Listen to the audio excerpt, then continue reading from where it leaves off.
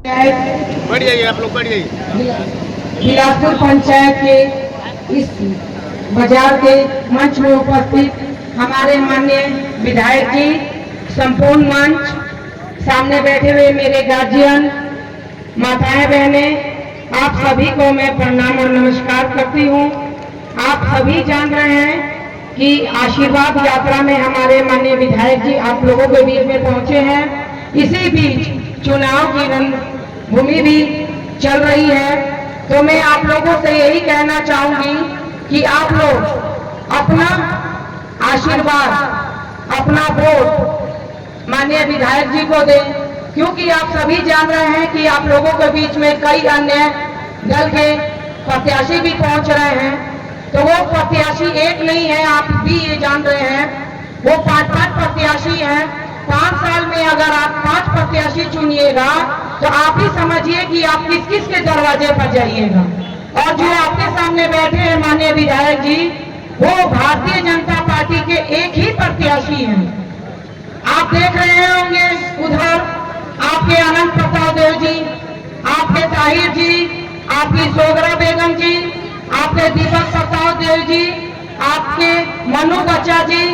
तो आप लोगों को ये तय करना है, और आप माननीय के कार्यकाल को भी देख चुके हैं कि इन्होंने क्या काम किया है।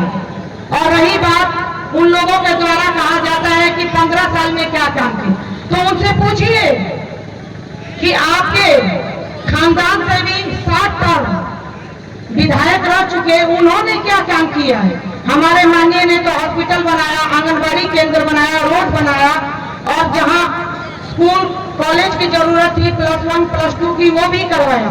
तो ये सब पूछने और जांचने वाली चीज है।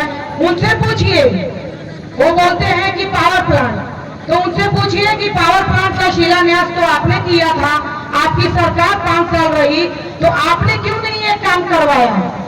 चलिए वो भी छोड़िए, उसने पूछिए कि आपने इसी जगह बगल में मंत्री मिथिलेश ठाकुर है, आपके झारखंड सरकार के मंत्री हैं, भाई उन्होंने क्यों नहीं लगाया। हमारे तो मानते हैं कि विपक्ष के विधायक हैं। तो आप ये सब चीजें जानिए, ये उन लोगों का एक दो मुद्दा है। आप उनसे पूछिए जो इस राज्य के मुख्यमंत्री हैं, बरहेट के विधायक भी हैं, उन्होंने क्या कोई प्लांट लगाया। आपके विधायक जी ने तो कॉरिडोर हो, पावर प्लांट हो, सदन में कई बारी उठापटक करने का काम किया, लेकिन मुख्यमंत्री हो या अध्यक्ष हो, कभी भी वो इस चीज का जवाब नहीं दे पाए। क्यों? क्योंकि वो जानते थे कि अगर हम जवाब दे देंगे, हम इस योजना को पास कर देंगे, तो माननीय जी का वर्चस्व हो जाएगा।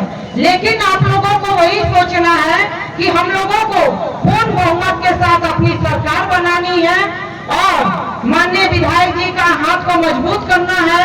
झारखंड में हम लोगों को कमल फूल छाप की सरकार बनानी है। अभी आप देख रहे होंगे, देख लीजिए, बोलते हैं मैया योजना। किस चीज का मैया योजना? 8 महीने से बूढ़ा माँ बाप का पैसा बंद कर दिए हैं, और वही पैसा घुमा के बहू को दे रहे हैं। तो आप इस सबसे समझिए, कहीं किसी मैया योजना का सम्मान नहीं है।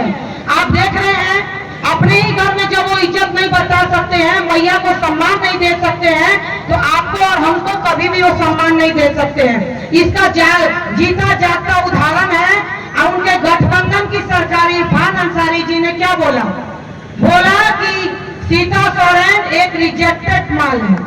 इसका मतलब समझिए, रिजेक्टेड क्या होता है। तो आप समझिए कि वो अपने घर में जब इज्जत नहीं बचा सकते हैं, तो आपका और हमारा इज्जत कभी नहीं बचा सकते हैं। यही सब बातें का ध्यान रखना है हम लोगों को।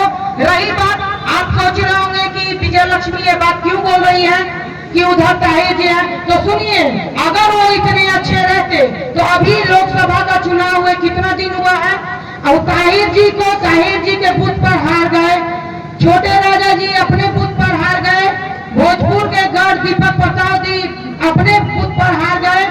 तो इस चीज को समझना है कि उनके गांव में, उनके बूथ पर अगर उनको हराया जा रहा है, तो कहीं ना कहीं उनके अंदर नाकामयाबी है।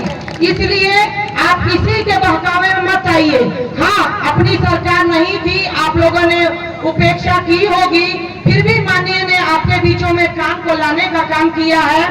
लेकिन जाने अनजाने आदमी से छोटी मोटी त्रुटियां होती है, घर में ही माँ बाप होते हैं तो थोड़ा बहुत बहस हो जाता है। तो इस सभी चीजों को मन में द्वेष भावना को नहीं रखते हुए हम लोगों को एक साथ खड़ा रहना है। माननीय मोदी जी जो आप लोगों के हर सपने को पूरा कर रहे हैं और जो उन्हीं के बजरंगबली के रूप में, हनुमान जी के रूप में माननीय विधायक जी आप लोगों के बीच में आए हैं, इनके हाथों को मजबूत कीजिए। आप जान रहे हैं, आप इनको विधायक के रूप से ही मत देखिए, ये आने वाले समय में आपके बीच में मंत्री बन के आएंगे। इस चीज पर भी ध्यान रखिए। और ज्यादा कुछ न कहते हुए मैं यही कहूंगी आप लोगों को कि आप लोग 13 तारीख को अपना वोट कमल फूल छाप पर दीजिए। 1 नंबर छोड़ दीजिएगा, 2 नंबर छोड़ दीजिएगा, 3 नंबर पर कमल फूल का छाप है, वहां पर आप लोग अपना पूरा वोट दीजिएगा। जय हिंद, जय भारत।